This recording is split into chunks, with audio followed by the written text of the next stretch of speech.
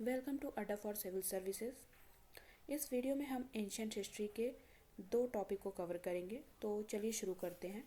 आज का पहला टॉपिक है मगध राज्य का उत्कर्ष। मगध के सबसे प्राचीन वंश के संस्थापक विहद्रथ थे। इसकी राजधानी गिरिब्रज राजगृह थी। जरासंध विहद्रथ का पुत्र था। हर्यक वंश के संस्थापक बिंबिसार मगध की गद्दी पर 544 ईसा पूर्व बौद्ध ग्रंथों के अनुसार में बैठे थे। वह बौद्ध धर्म के अनुयायी थे। यह प्रथम भारतीय राजा था जिसने प्रशासनिक व्यवस्था पर बल दिया। बिंबिसार ने ब्रह्मदत्त को हराकर अंग को मगध में मिला लिया। बिंबिसार ने राजगृह का निर्माण कर उसे अपनी राजधानी बनाया। बिंबिसार ने मगध पर करीब 52 वर्षों तक शासन किया। महात्मा बुद्ध की सेवा में बिंबिसार ने राज्यवैद्य जीवक को भेजा। अवंती के राजा प्रद्योत जब पांडुरोग से ग्रसित थे उस समय भी बिंबिसार ने जीवक को उनकी सेवा शुश्रूषा के लिए भेजा था। बिंबिसार ने वैवाहिक संबंध स्थापित कर अपने साम्राज्य का विस्तार किया। इसने कौशल नरेश प्रसेनजीत की बहन महाकोशला से, वैशाली के चेटक की पुत्री चेलना से तथा मध्य देश की आधुनिक पंजाब की राजकुमारी क्षेमा से शादी की। बिंबिसार की हत्या उसके पुत्र अजातशत्रु ने कर दी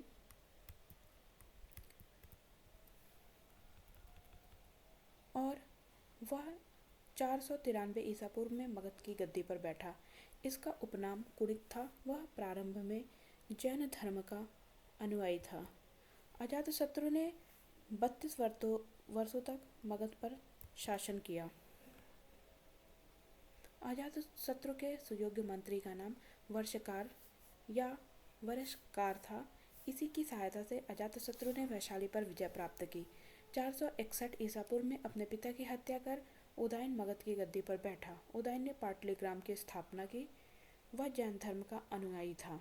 हर्यक वंश का अंतिम राजा उदयन का पुत्र नागदशक था। नागदशक को उसके अमात्य शिशुनाग ने 412 ईसा पूर्व में अपदस्थ करके मगध पर शिशुनाग वंश की स्थापना की।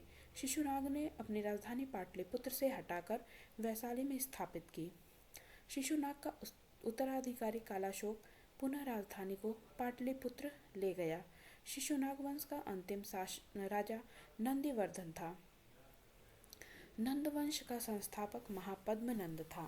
नंद वंश का अंतिम शासक घनानंद था। यह सिकंदर का समकालीन था। इसे चंद्रगुप्त मौर्य ने युद्ध में पराजित किया और मगध पर एक नए वंश मौर्य वंश की स्थापना की। सिकंदर का जन्म 356 ईसा पूर्व में हुआ। सिकंदर के पिता का नाम फिलिप था। फिलिप 359 ईसा पूर्व में मकदूनिया का शासक बना। इसकी हत्या 329 ईसा पूर्व में कर दी गई। सिकंदर अरस्तु का शिष्य था। सिकंदर ने भारत विजय का अभियान 326 ईसा पूर्व में प्रारंभ किया। सिकंदर का सेनापति सेल्यूकस निकेटर था। सिकंदर को पंजाब के शासक पोरस के साथ युद्ध करना पड़ा, जिसे हाइडेस्पीच के युद्ध का या झेलम का युद्ध के नाम से जाना जाता है। सिकंदर की सेना ने व्यास नदी के पश्चिमी तट पर पहुंचकर उसे पार करने से इनकार कर दिया। सिकंदर स्थल मार्ग द्वारा 325 ईसा पूर्व भारत से लौटा। सिकंदर की मृत्यु 323 ईसा पूर्व बेबीलोन में 33 वर्ष की अवस्था में हो गई। सिकंदर का जल सेनापति का नाम निर्याकस था। सिकंदर का प्रिय घोड़ा बऊ केफला था। इसी के नाम पर इसने झेलम नदी के तट पर बऊ केफला नामक नगर बसाया। मौर्य साम्राज्य। मौर्य वंश का संस्थापक चंद्रगुप्त मौर्य का जन्म 345 ईसा पूर्व में हुआ था। जस्टिन ने चंद्रगुप्त मौर्य को सैंडोकोटस कहा है, जिसकी पहचान विलियम जोन्स ने चंद्रगुप्त मौर्य से की है। विशाखदत्त कृत मुद्रा राक्षस में चंद्रगुप्त मौर्य के लिए वृषल, जिसका आशय है निम्न कुल में उत्पन्न, शब्द का प्रयोग किया है। घनानंद को हराने में चाणक्य ने चंद्रगुप्त मौर्य की मदद की थी, जो बाद में चंद्रगुप्त का प्रधानमंत्री बना। इसके द्वारा लिखित पुस्तक अर्थशास्त्र है, जिसका संबंध राजनीति से है। चंद्रगुप्त मगध की राजगद्दी पर 322 ईसा पूर्व में बैठे। चंद्रगुप्त जैन धर्म के अनुयायी थे। चंद्रगुप्त ने अपना अंतिम समय कर्नाटक के श्रवण बेलगोला नामक स्थान पर बिताया। चंद्रगुप्त ने 305 ईसा पूर्व में सेल्यूकस निकेटर को हराया।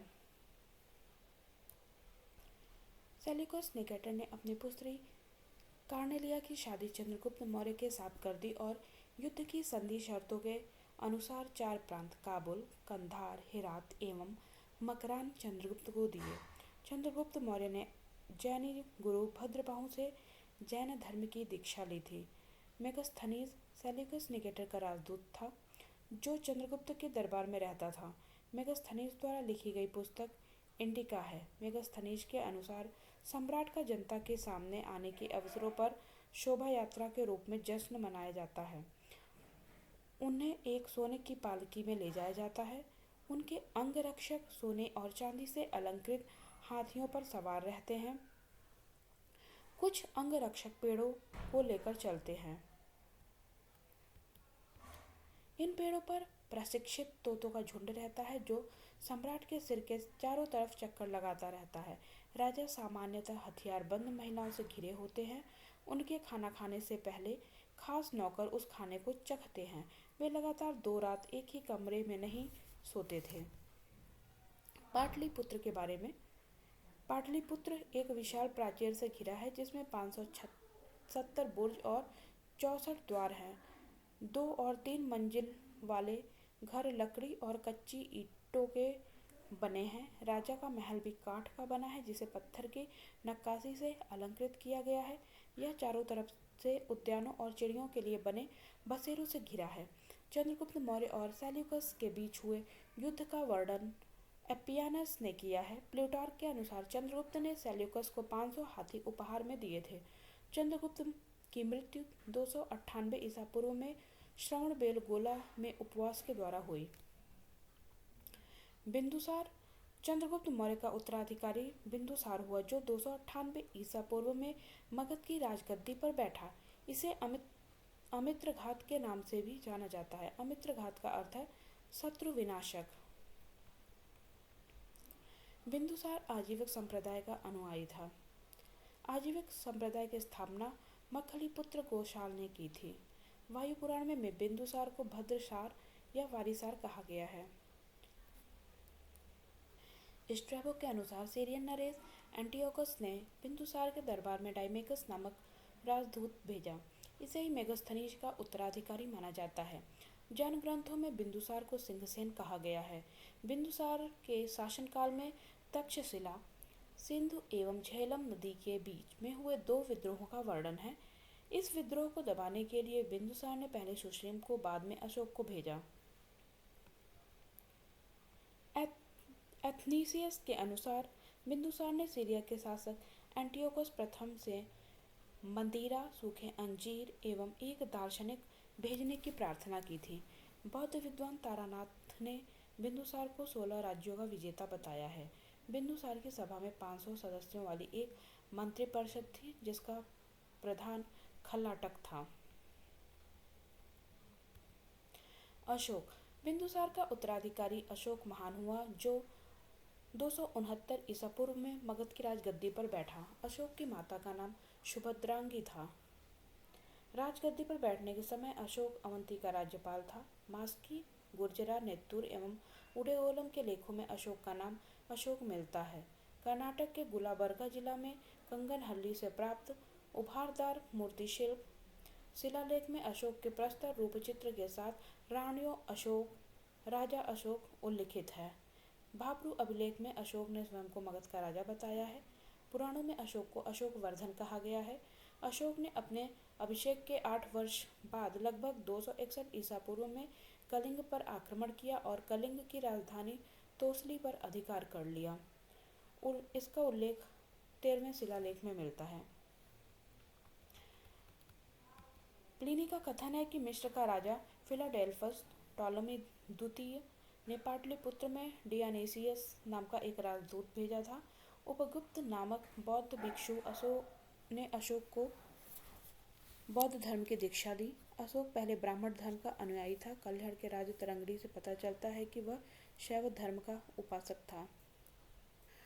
कल्हड़ के राज तरंगड़ी से पता चलता है कि वह शैव धर्म का उपासक था। निग्रोध के प्रवचन सुनकर उसने बौद्ध धर्म को अपना लिया। अहरौरा लेख में यह घोषणा की गई है कि अशोक व्यक्तिगत रूप से बौद्ध धर्म का अनुयायी था। अशोक का एक उपासक के रूप में अपने राज्याभिषेक के 10वें वर्ष बोध गया की, 12वें वर्ष निगाली सागर की एवं 20वें वर्ष में लुम्बिनी की यात्रा की।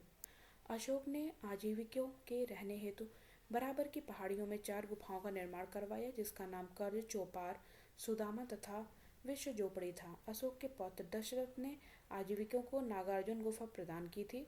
अशोक के 7वें स्तंभ लेख में आजीविकों का उल्लेख किया गया है तथा महामात्रों को आजीविकों के हितों का ध्यान रखने के लिए कहा गया है। अशोक ने बौद्ध धर्म के प्रचार के लिए अपने पुत्र महेंद्र एवं पुत्री संघमित्रा को श्रीलंका भेजा। बौद्ध परंपरा और उनके लिपियों के अनुसार अशोक ने 84,000 स्तूपों का निर्माण किया था। भारत में शिलालेख का प्रचलन सर्वप्रथम अशोक ने किया। अशोक के शिलालेखों में ब्राह्मी, खरोष्टी, ग्रीक एवं अरामाइक लिपि का प्रयोग हुआ है। ग्रीक एवं अरामाइक लिपि का अभिलेख अफगानिस्तान से, खरोष्टी लिपि का अभिलेख शाहबाजगढ़ी एवं मनसेरा पाकिस्तान से और शेष भारत से ब्राह्मी लिपि के अभिलेख मिले हैं। खरोष्टी लिपि दाईं से बाईं ओर लिखी जाती थी। अशोक के शिलालेखों को 3 भागों में बांटा जा सकता है: प्रथम शिलालेख, द्वितीय स्तंभलेख तथा गुहालेख। अशोक के शिलालेख की खोज 1750 ईस्वी में पाद्रेत्री पैंथलेयर ने की थी। इनकी संख्या 14 है। अशोक के अभिलेख पढ़ने में सबसे पहली सफलता 1837 में जेम्स प्रिसेप को हुई।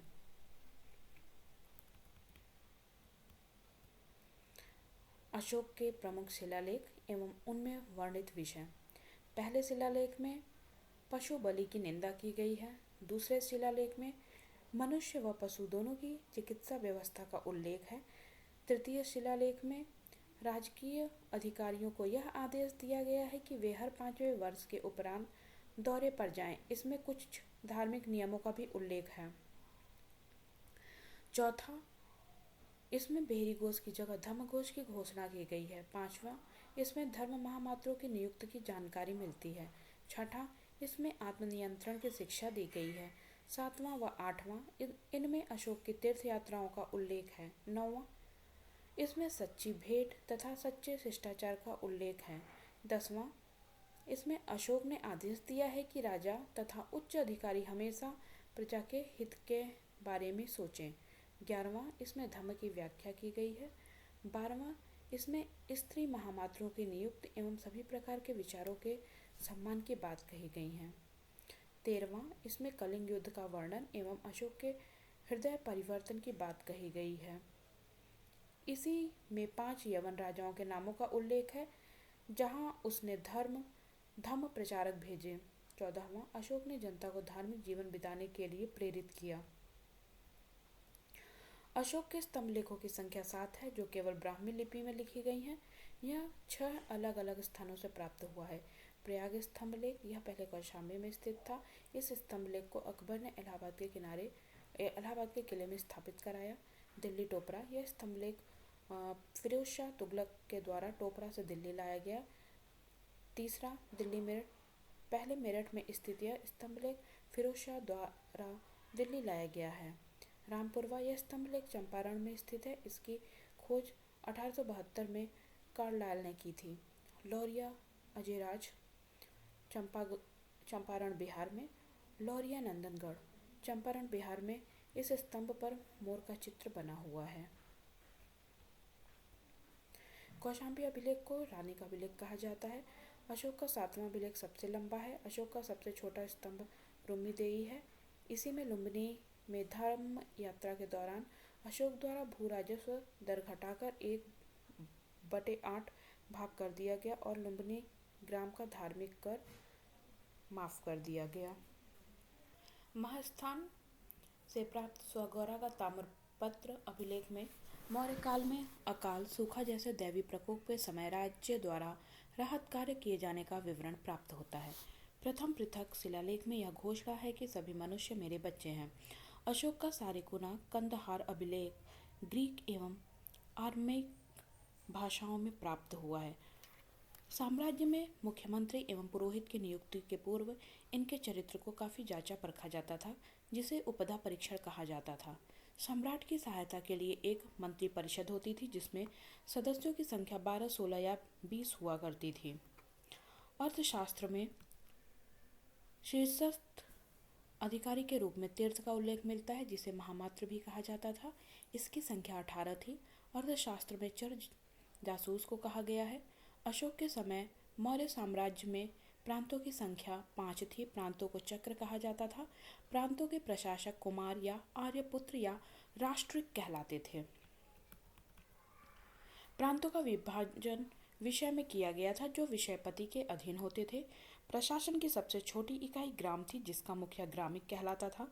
प्रशासकों में सबसे छोटा गोप था, जो 10 ग्रामों का शासन संभालता था। अर्थशास्त्र में वर्णित तीर्थ मंत्री, प्रधानमंत्री, पुरोहित, धर्म एवं दान विभाग का प्रधान, सेनापति, सैन्य विभाग का प्रधान, युवराज, राजपुत्र, दौवारिक, राजकीय द्वार रक्षक, अंतर्वेदिक, अंतःपुर का अध्यक्ष, समाहर्ता, आर्य का संग्रहकर्ता, सन्निधाता, राजकीय कोषाध्यक्ष, प्रशास्ता, कारागार का अध्यक्ष, परदेष्टि, कमिश्नर, पौर, नगर का कोतवाल, व्यवहारिक, मुख्य न्यायाधीश, नायक, नगर रक्षा का अध्यक्ष, कर्मांतिक, उद्योगों एवं कारखानों का अध्यक्ष, मंत्रिपरिषद अध्यक्ष, दंडपाल, सेना का सामान एकत्र करने वाला, दुर्गपाल, दुर्ग रक्षक, अंतपाल, सीमावर्ती दुर्गों का रक्षक। मेगस्थनीज के अनुसार नगर का प्रशासन 30 सदस्यों का एक मंडल करता था, जो 6 समितियों में विभाजित था। प्रत्येक समिति के 5 सदस्य होते थे। बिक्री कर के रूप में मूल्य का 10वां भाग वसूला जाता था। इसे बचाने वाले को मृत्यु दंड दिया जाता था। मेगस्थनीज के अनुसार एग्रोनोमाई मार्ग निर्माण अधिकारी था। जस्टिन के अनुसार चंद्रगुप्त मौर्य की सेना में लगभग 50,000 अश्वारोही सैनिक, 9,000 हाथी व 8,000 रथ थे। जस्टिन नामक यूनानी लेखक के अनुसार चंद्रगुप्त ने अपनी 6 लाख की फौज से सारे भारत को रौंद दिया। यह बात सही भी हो सकती है और नहीं भी, लेकिन यह सही है कि चंद्रगुप्त ने पश्चिमोत्तर भारत को सेल्यूकस की गुलामी से मुक्त किया। जस्टिन ने चंद्रगुप्त की सेना को लुटेरों की सेना कहा है। युद्ध क्षेत्र में सेना का नेतृत्व करने वाला अधिकारी नायक कहलाता था। प्रशासनिक समिति एवं उसके कार्य समिति: प्रथम, उद्योग एवं शिल्प कार्य का निरीक्षण। द्वितीय, विदेशियों की देखरेख। तृतीय, जन्म मरण का विवरण देखना। चतुर्थ, व्यापार एवं वाणिज्य की देखभाल। पंचम, निर्मित वस्तुओं के विक्रय का निरीक्षण। षष्ठ, बिक्री कर वसूला जाना। सैन्य विभाग का सबसे बड़ा अधिकारी सेनापति होता था। प्लिनी नामक यूनानी लेखक के अनुसार चंद्रगुप्त की सेना में 6 लाख पैदल सिपाही, 30,000 घुड़सवार और 9,000 हाथी थे। मेगस्थनीज के अनुसार मौर्य सेना का रखरखाव 5 सदस्यीय 6 समितियां करती थी। मौर्य प्रशासन में गुप्तचर विभाग महामात्य सर्प नामक अमात्य के अधीन था। अर्थशास्त्र में गुप्तचर को गूढ़ पुरुष कहा गया है तथा एक ही स्थान पर रहकर कार्य करने वाली गुप्तचर को संस्था कहा जाता था।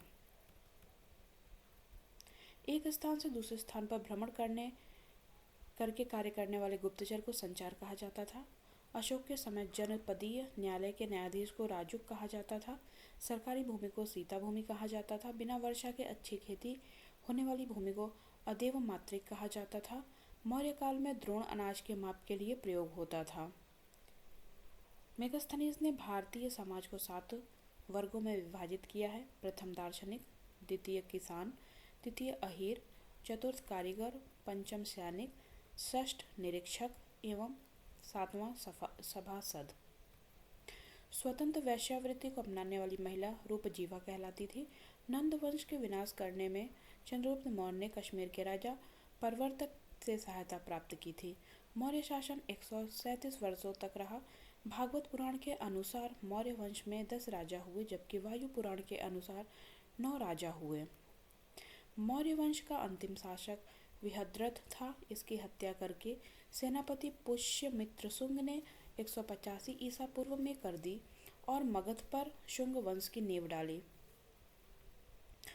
अशोकाराम बिहार पाटलिपुत्र में था। Thank you. अगर वीडियो पसंद आया हो तो please like, subscribe and share करें। Thank you.